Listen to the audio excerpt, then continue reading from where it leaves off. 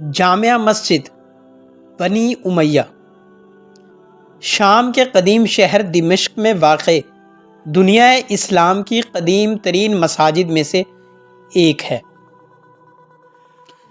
مسجد امیہ Saint جان کے گرجا سے بنی۔ پہل مسلمان اور مسیحی دونوں اس میں عبادت کرتے تھے۔ بعد میں یہی گرجا گھر مسجد بن گیا۔ 706 میں اس میں ستونی حرم کا اضافہ کیا گیا، محرابوں کی 2 قطاریں بنی اور 3 بغلی راستے نکالے گئے، چوبی چھت ڈالی گئی اور گرجا کے آڑے بازوؤں پر دیواریں کھڑی کی گئیں۔ اسی زمانہ میں وسیع صحن کے شمالی حصے میں بہت بڑا مینار تعمیر کیا گیا، جس کی بالائی شکل سے گوشہ تھی۔ ایوان کلیسا کے مرکزی حصے سے آڑے بازو کی دیوار اور قبہ کا خیال پیدا ہوا۔ وسطی نقطہ کے اوپر 2 جانب نمازیوں کے لیے 7 صفیں قائم کی گئیں اور اس طرح عمارت میں غیر معمولی وسعت اور مکانیت نظر آنے لگی۔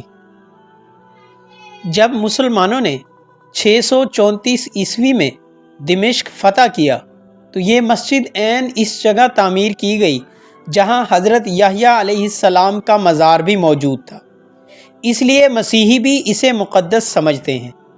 یہی وہ مسجد ہے جہاں یزید نے حضرت امام حسین علیہ السلام کا بریدہ سر رکھا تھا۔ مسجد کی شمالی دیوار کے سائے میں سلطان صلاح الدین ایوبی کا مقبرہ بھی ہے۔ دمشق کو یہ اعزاز حاصل ہے کہ یہ دنیا کی قدیم ترین شہروں میں سے ایک شہر ہے جو ہزاروں سال سے مسلسل آباد چلا آ رہا ہے۔ یہاں پر حداد کا وہ تاریخی مندر بھی دریافت ہوا جو 3000 سال پرانا ہے، جسے ارامی قوم خدا گردانتی تھی۔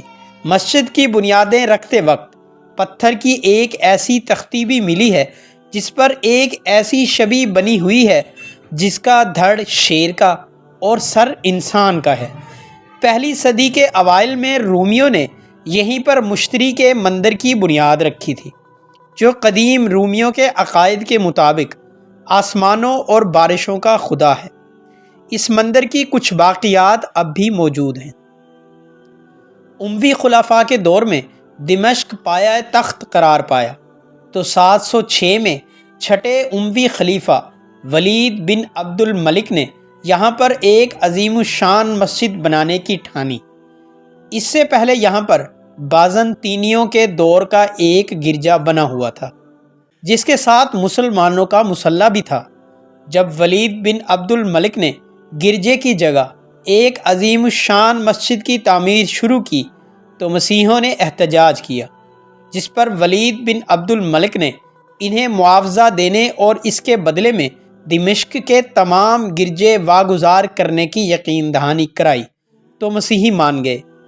یہ مسجد 1715 میں خلیفہ سلمان بن عبد المالک کے عہد میں تکمیل کو پہنچی تو اسے جو دیکھتا دنگ رہ جاتا۔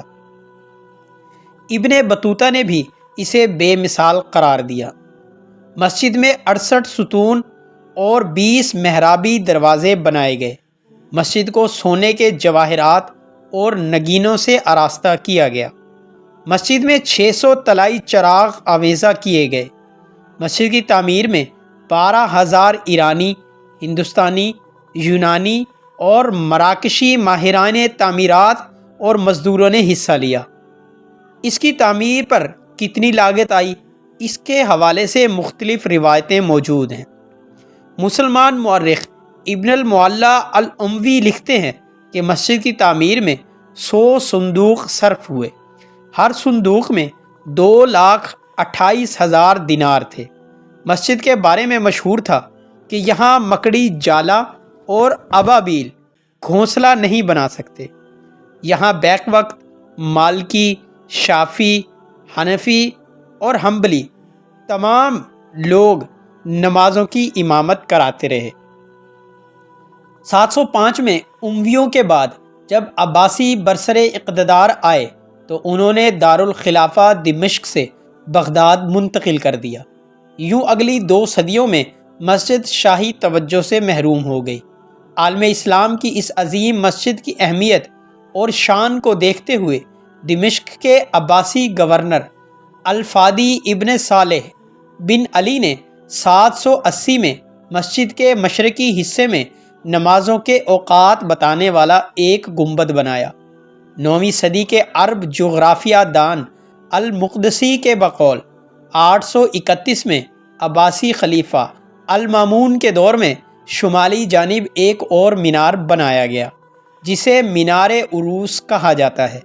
مامون نے اموی خلفاء کے احکامات مسجد سے ہٹوا دیے۔ عباسیوں کے زوال کے بعد جب 970 میں فاطمیوں نے دمشق فتح کیا تو انہوں نے بھی مسجد میں کچھ ترمیم اور اضافہ کیا۔ 1069 میں فاطمی فوج اور دمشق کے شہریوں کے درمیان ہونے والی لڑائی میں مسجد کی شمالی دیوار آگ لگنے سے شدید متاثر ہوئی۔ 1078 میں جب سلجوقیوں نے دمشق کا انتظام سنبھالا تو انہوں نے عباسیوں کو بھی محدود اختیارات دیے۔ سلجوقی بادشاہ تیتوش نے مسجد کو آگ سے ہونے والے نقصان پر اس کی مرمت کروائی۔ 1082 میں ان کے ایک وزیر ابو نصر نے مسجد کے مرکزی گنبد کی تعمیر نو کی اور شمالی سمت کچھ برآمدے بنوائے۔ دمشق کے گورنر تغتکین نے مسجد کے دروازے پر اپنی تختیاں نصب کروائیں۔